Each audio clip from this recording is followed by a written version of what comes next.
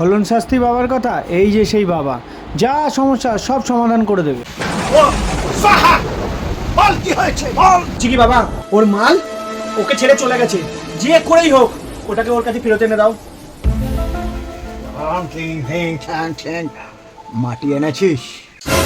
আরে বাবা, এটা আবার বলতে হয়? এই যে মাটি।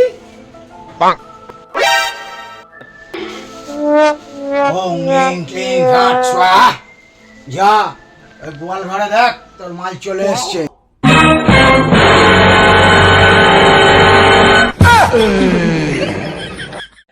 মস্তি কর। এই দাঁড়া, তুই মাটি কোথা থেকে এনেছিস? কেন বাবা, এই বর্ষার মধ্যে কি পাটির বাড়ি যাওয়া যায়? আপনার বাড়ির ওখান থেকে নিয়েছি। শালা আমার মাল খেয়ে নিল।